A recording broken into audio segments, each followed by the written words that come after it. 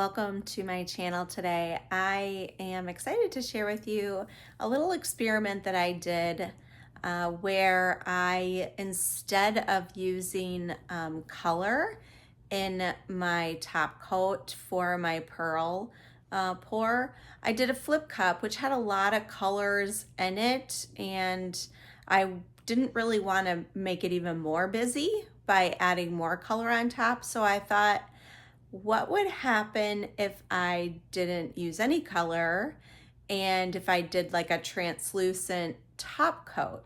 So we know that Sarah Taylor does the translucent base coat, but I was wondering if I would get pearls if I did a translucent, that's a hard word to say, translucent top coat. So I thought it worked out well. I think there are times where it wouldn't work great, and I will show you kind of a situation where that did happen. But yeah, stay tuned till the end because I do reveal exactly all my tips and let you know what worked and what didn't. And also, just a reminder in case you haven't seen the announcement yet, the Fluid Art Experience is back. So we will be back in Dallas, Texas on April 16th through the 19th. So it's 4 days this year, and it's going to be a lot of fun. We've got a lot of our same teachers that we've had through the years, but also we have a new addition, Nick Boltman Art. So definitely go to fluidartexperience.com and check it out. And I will have a trailer at the very end of this video just to kind of give you an idea of who all's there and what you guys will have in store for you. So now I am going to get to the video and I will explain as I go. Okay, so here we go. I did two 12 by 12s, and these are my paints. These are matte paints from Blick, and I'm trying them out because Gina DeLuca, if you follow her at all, you know that she talks about how a matte paint will push away the glossier paints. So I'm trying out this matte paint in my base coat to see if it makes better pearls. So those are all my colors. I will show a picture here of all of them in a close-up so you guys can pause it and take a look at it closer. But this is my recipe that I'm using for this pearl base coat. And you will notice that on there it says 2 to 4 parts satin enamel. And this is where testing is super important because you have to test to see how the paint's going to react. So this is the consistency, and I'm really sorry that you can't see it better, but basically it is leaving no trace and it is sinking in the cup right away. And that is a little thicker than I usually keep for a base coat, but I was just trying out something new here today. It still is very, very thin, leaving no trace. Now I'm going to paint my edges here because I'm using a deep canvas, number one. And number two, if you don't paint your edges, you will have canvas show through, especially if you're using some darker colors. So I don't like the canvas to show through, so I always paint my edges. And okay, so I'm going to start with that burgundy, and I'm going to do a flip cup.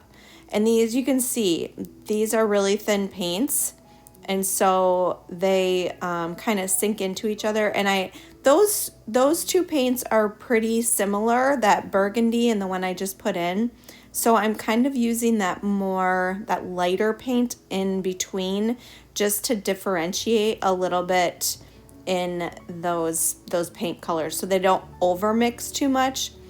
And I think I used 4 paints for this one, and I think that they were too similar. So when I stretched it out, it ended up being, there wasn't enough contrast. So I'm going to take you all the way through this one. And so I did the flip cup, and now I'm letting the paint now settle down. So just give yourself a minute or two just to let that paint settle down.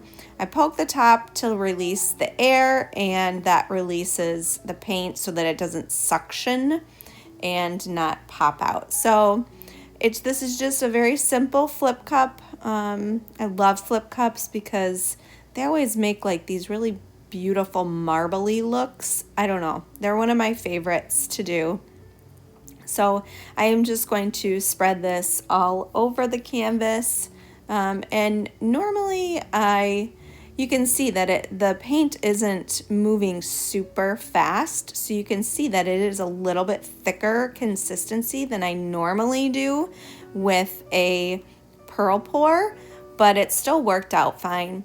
So I'm just stretching, making sure that it goes over all the edges, and you can see how it's sort of, there's not a lot of contrast in the colors here, and I was very worried that it was just going to dry and I wasn't going to be able to see any pearls. So even though I'm showing you this process, this one did not live, but that's okay. It ended up working out fine because I just scraped it for the next one and started over. But here is the recipe that I used for that pour over paint. It's just Floetrol and GAC, 1 part of each.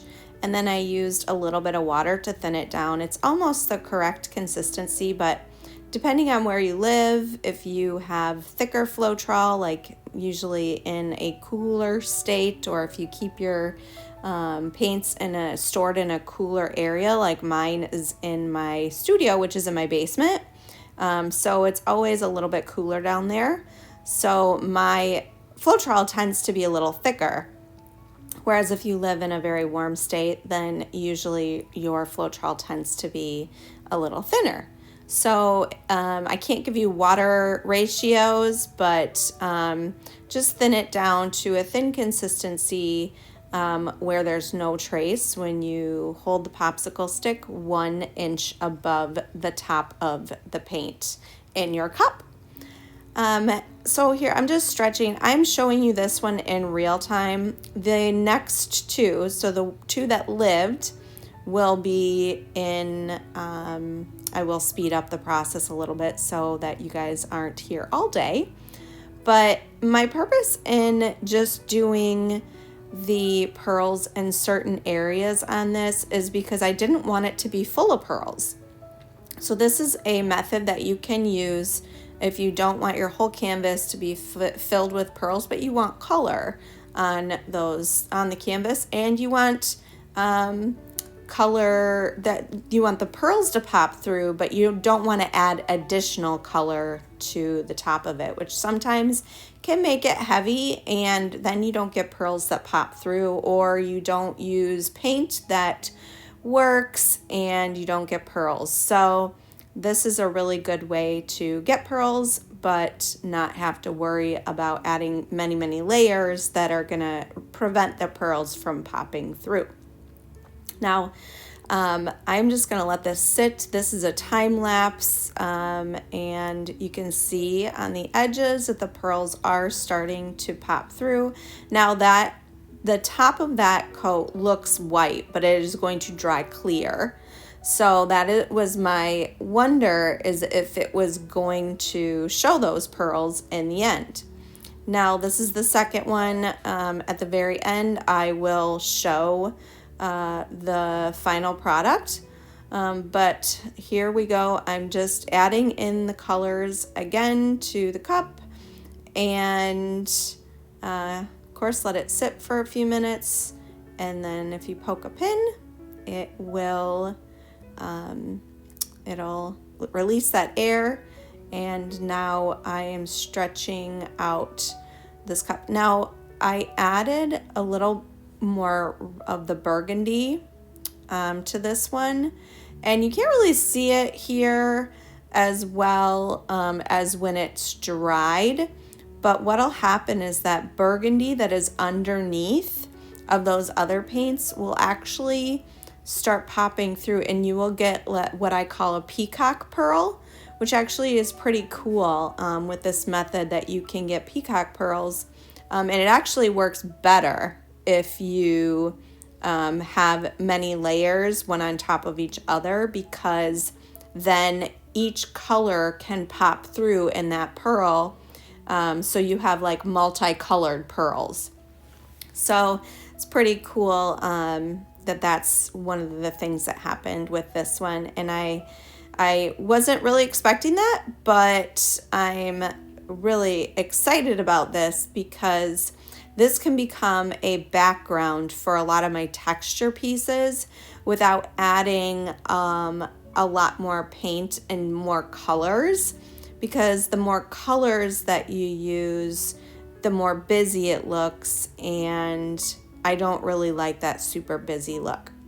So here I'm going to set it down and time lapse this, and you will see that the pearls are going to start popping through here. And I tried to get a close-up, but I think I was looking at the wrong part of my camera, but you can kind of see they're starting to pop through there. Okay, here's my third canvas, and it's a little bit of a different color palette. I will show a picture again of the colors that I used here. It's just 3 colors. One is like that blue-green, and then you have the sage color and a blue, which I really love these colors together.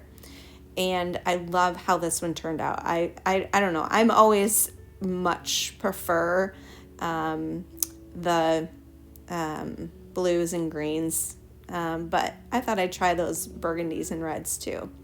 So again, flip cup, just did 3 layers and then let it go.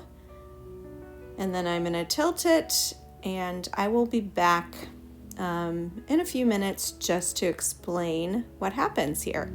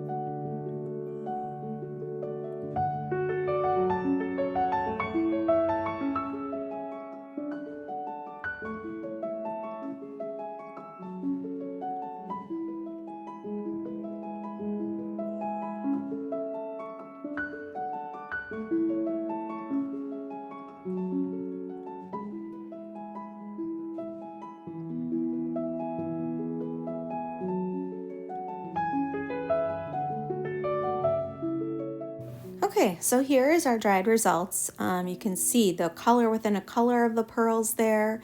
We see some super faint ones here, but I think it's because the colors were too similar, and I didn't get enough of that burgundy in there, but you can really see the burgundy popping through in those areas where the top coat came over top and got stretched. I mean, there are definitely a lot of pearls, but some of them you just can't really see because of the paints that I used. But here, I really love this one. It's definitely, you see the distinction in the pearls, the colors within a color. It dried beautifully. I really love this recipe because I don't get chalky pearls, which those are not my favorite.